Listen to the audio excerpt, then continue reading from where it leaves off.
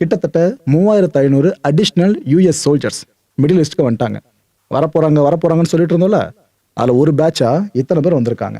இந்த Wall Street journals இருக்காங்கல்ல, அவங்க என்ன நம்ம செய்தி வெளியிட்டிருக்காங்க. இப்போ டொனால்ட் ட்ரம்ப் அவர்கள் ஒரு மேட்டரை கன்சிடர் பண்றாராமா. அது என்ன மேட்டர்னா, கிட்டத்தட்ட 1000 பவுண்ட்ஸ் யுரேனியமை ஈரான்ல இருந்து எப்படியாவது நம்ம கொண்டு வந்துடணும். இந்த எக்ஸ்ட்ராக்ஷன் இருக்குல்ல, இதுக்காக ஒரு பெரிய அமெரிக்க படையவே அவர் அனுப்பலாமா வேணாமான்றதை பத்தி கன்சிடர் பண்ணிட்டு இருக்கிறதா வால் ஸ்ட்ரீட் ஜேர்னல் இந்த செய்தியை போட்டிருக்காங்க.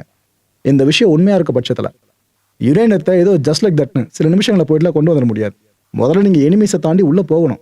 அந்த தரைப்படை தளமா போகணும். நீங்க போயிட்டு அதுக்கப்புறம் அங்க இருக்க யுரேனியத்தை ஒரு சில கண்ட்ரோல் மெஷர்மெண்ட்டை இன்புட் பண்ணி அதுக்கப்புறம் கொண்டு வரணும். இதுக்கு சில நாட்கள் ஆயிடுங்க. நீங்க சில மணி நேரங்கள் அங்க இருக்கிறதே ரிஸ்க். சில நாட்கள் வரைக்கும் நீங்க ஈரான்ல ஸ்டே பண்ணணும். அமெரிக்கன் சோல்ஜர்ஸ்னா எவ்வளவு கஷ்டமான வேலைன்னு யோசிச்சு பாருங்க. டொனால்ட் ட்ரம்ப் அவர்கள் இதைத்தான் யோசிச்சுக்கிட்டு இருக்காராம். இப்போ இதை மட்டும் அந்த மனுஷன் செய்யறேன்னு சொல்லிட்டாரு, அதுக்கப்புறம் உலகம் இது வரைக்கும் பார்க்காத பெரிய கான்ஃபிளிக்டை பார்க்க ஒரு வழி ஏற்பட்டுரும். டொனால்ட் ட்ரம்ப் கிட்டத்தட்ட இதை உறுதிப்படுத்துற மாதிரி ஒரு மேட்டர் சொல்லியிருக்காப்ல. என்ன சொல்றாரு, இந்த ஈரானோட லீடர்ஸ் இந்த மிச்சம் சொச்சம் மீதி இருக்கீங்களா, நாங்க அடிச்சு முடிச்சது போக உங்களுக்கு ஈரான் வேணும் அப்படின்னா நியூக்ளியரை நீங்க ஹேண்ட் ஓவர் பண்ணிடுங்க. இந்த அணு சார்ந்து என்னென்ன வேலைகளை பார்த்துட்டு இருக்கீங்க அதை ஃபுல்லாக ஹேண்ட் ஓவர் பண்ணிடுங்க.